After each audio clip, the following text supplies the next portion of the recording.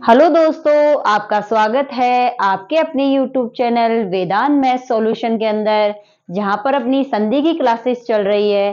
संधि का जो टॉपिक है वो हर क्लास के लिए अनिवार्य है।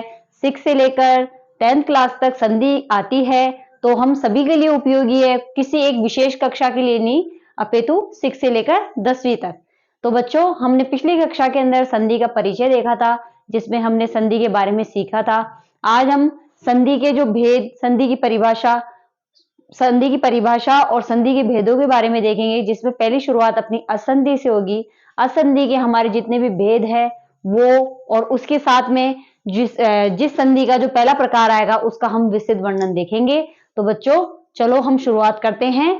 असंधि, 3 भेदों का पता है अपन को, एक अच, एक हल और एक विसर्ग संधि, जिसमें पहली अपनी संधि असंधि आती है। तो बच्चों आ जाओ, हम शुरुआत करते हैं आज अपनी संधि से।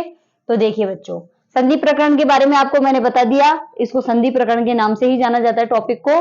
तो अपनी पहली संधि है असंधि। असंधि की परिभाषा देखेंगे। जब किसी जब किसी जब किसी पद में जब किसी पद में किसी वर्ण जब किसी पद में किसी स्वर वर्ण के साथ, मतलब मैंने आपको पिछली कक्षा में बताया था कि स्वर संधि की एक विशेषता है कि इसमें स्वर के साथ स्वर का ही मेल होने पर ही ये स्वर संधि कहलाती है।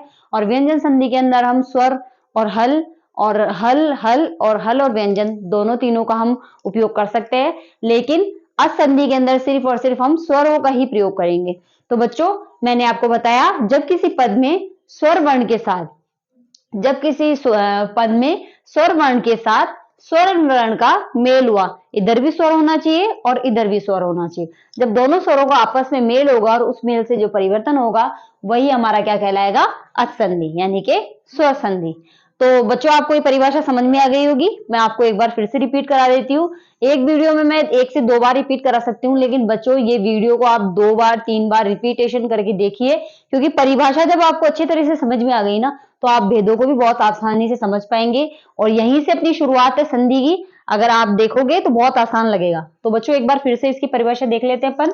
जब किसी पद में किसी स्वर वर्ण के साथ में स्वर वर्ण का मेल होता है तो वह क्या कहलाती है, असंधि। जब किसी पद में स्वर वर्ण के साथ में स्वर वर्ण का मेल होता है तो वो क्या कहलाती है, असंधि। तो बच्चों, संधि के भेद 8 होते हैं। मुझे पता है आपके सिलेबस में संधि के भेद 5 दे रखे हैं।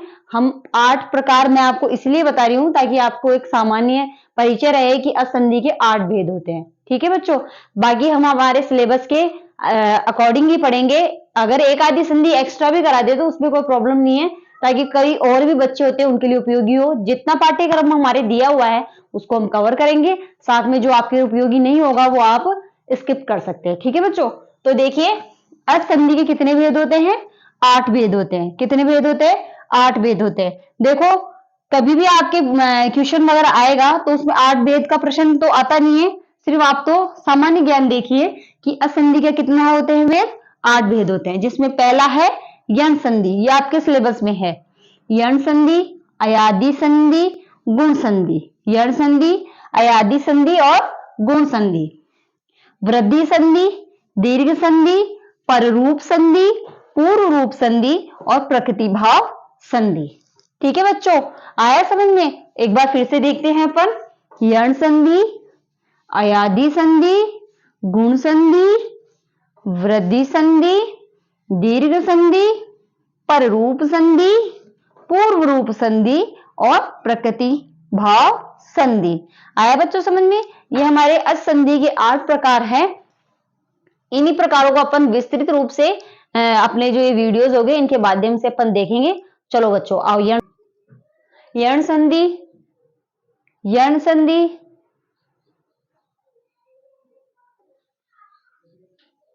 बता दिया मैंने आपको, भाई यण संधि का ही उदाहरण सीख रहे हैं अपन। तो यण संधि, पहली अपनी संधि कौन सी है, यण संधि, जिसकी अपन पहचान देखेंगे।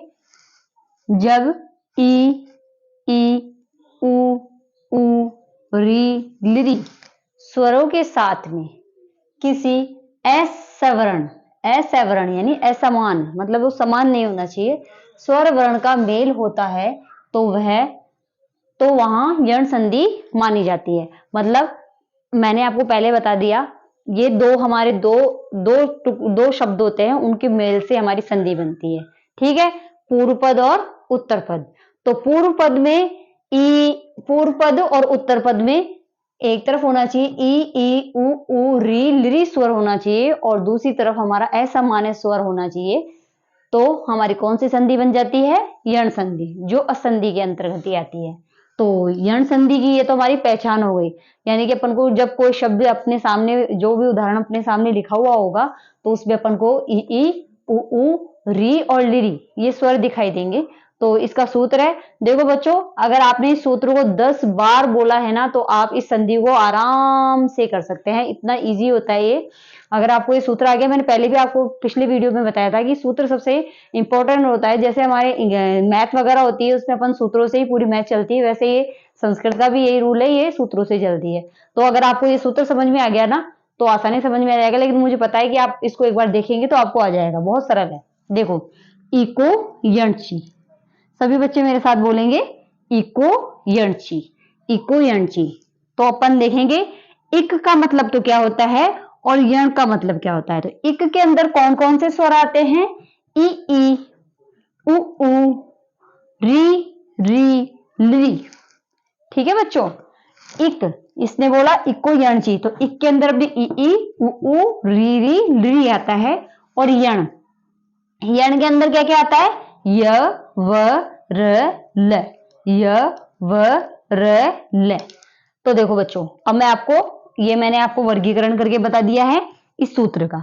ये सूत्र याद करो और ये वर्गीकरण, फिर आपकी संधि पूर्ण रूप से समझ में आ जाएगी आपको।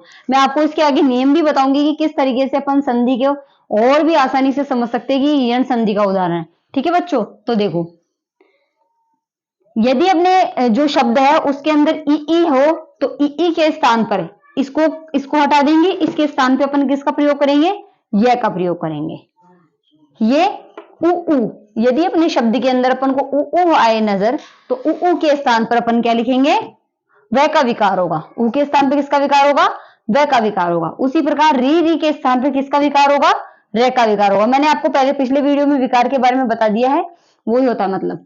और लिरी के स्थान पे अपन ल का विकार कर देंगे। तो आपको समझ में आ गया होगा बच्चों। तो देखो आगे, असंधि सभी स्वर असवर्ण स्वर, यानी कि ये दोनों हो गए, इसके स्थान पे ये हो जाएगा। और एक पक्ष में क्या होना चाहिए? असामान्य स्वर, असवर्ण स्वर होने चाहिए। असवर्ण स्वर होने चाहिए। आगे देखिए सूत्रार्थ, सूत्र का मतलब मैं आपको समझा देती हूँ। इस सूत्र का मैंने आपको वर्गीकरण करके समझा दिया। अब अपन इसका सूत्र का अर्थ भी देख लेते हैं कि इसका अर्थ क्या होता है। एक, बच्चों मैंने आपको ऊपर बता दिया है, वही बात है नीचे। एक में ई उ री और लिरी, ई उ री और लिरी के साथ में किसी असवर्ण स्वर का मेल होता है। जब किसी असवर्ण वर्ण का मेल होता है तो इस होने पर इक के स्थान पे अपन यण कर देते हैं। इक के स्थान पर अपन क्या कर देते हैं? यण कर देते हैं। जैसे मैंने आपको वर्गीकरण बताया, इस वर्गीकरण को एक दो बार देखिए और ये संधि आपकी कंप्लीट हो जाएगी। तो इक के स्थान पर यण स्यात्, इक के स्थान है यण स्यात्, यानी इक के स्थान पर क्या हो जाता है? यण। अब बच्चों आपके मन में आ रहा होगा असवर्ण का मतलब क्या होता है? मैडम असवर्ण स्वर का मतलब क्या होता है? असवर्ण स्वर का मतलब होता है कि सामान्य स्वर वर्ण नहीं होना चाहिए। जैसे कि यहाँ पर अगर आपके एक तरफ ई आ गया है ना, तो दूसरी तरफ दूसरा स्वर होना चाहिए, इसका जैसा का जैसा नहीं होना चाहिए, नहीं तो अपनी दीर्घ संधि सवर्ण संधि हो जाती है। सवर्ण नहीं होना चाहिए, उसका जैसा का जैसा वर्ण। जैसे ई आ गया तो दूसरे में कुछ और वर्ण होना चाहिए। अब अच के अंदर कोई से भी स्वर आ सकते हैं। उ आ गया तो दूसरे पक्ष में भी ऊ नहीं होना चाहिए, उसके स्थान में दूसरा स्वर होना चाहिए। री हुआ और लिरी हुआ, यानी कि समान स्वर के अलावा जो हो गया स्वर, तो वो असवर्ण स्वर कहलाएगा। बच्चों मुझे उम्मीद है कि आपको असवर्ण की जो परेशानी थी वो समझ में आ गई होगी। आप इस सूत्र को देखिए, इको यणची और इक स्थाने यण स्यात्, इक के स्थान पर यण हो जाता है। और इक के बारे में मैंने आपको बता दिया और यण के बारे में मैंने आपको बता दिया। तो बच्चों इसको आप 2 बार देखो और जैसे जैसे आप देखते जाओगे वैसे वैसे आपका ये कवर होता जाएगा। ठीक है ना बच्चों? तो देखो,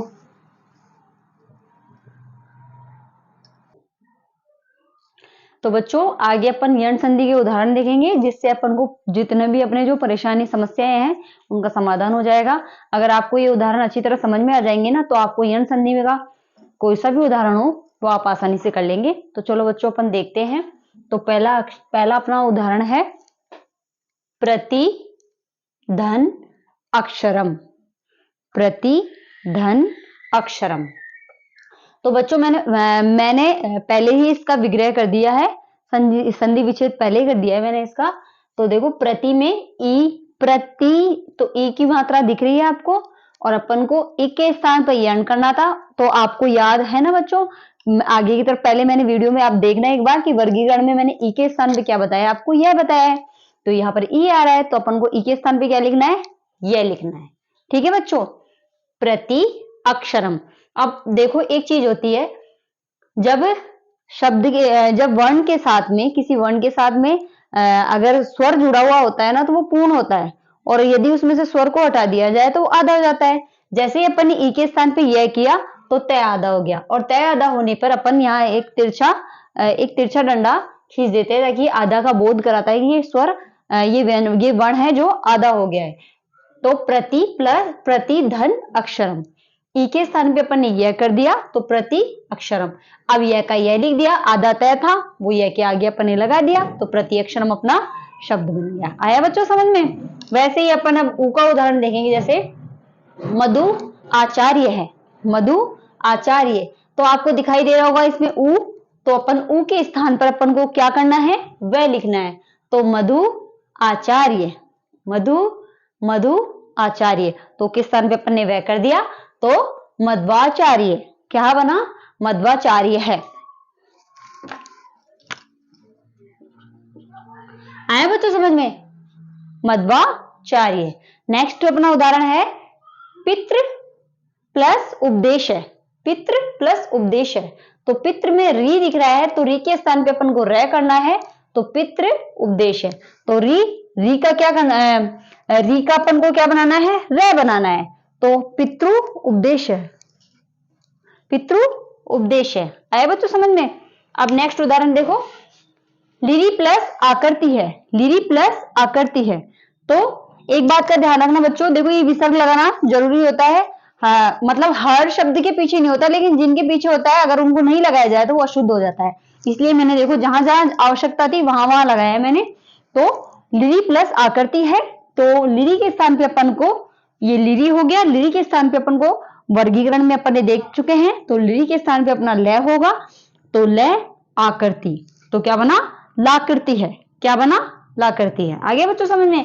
नेक्स्ट अपने अन्य उदाहरण है। देखो बच्चों मैंने उदाहरण काफी कम लिए, लेकिन ये उदाहरण ऐसे हैं, अगर आपने इनको 102 बार देखा ना, तो आपके कोई से भी उदाहरण कहीं से भी उठ के आ जाए तो आप आसानी से पहचान कर लोगे कि ये संधि के उदाहरण है, इनका विग्रह कैसे होगा, और एक के स्थान पे अपन को यह तो करना ही है। तो अन्य उदाहरणों को, अन्य उदाहरण में देखो, अभी प्लस आर्थी, अभी प्लस अर्थी, तो क्या बना, अभ्यार्थी।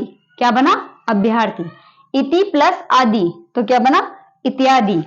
अनु प्लस अय, अन्वय, क्या बना, अन्वय। क्या, अन्वय, अनु प्लस अय।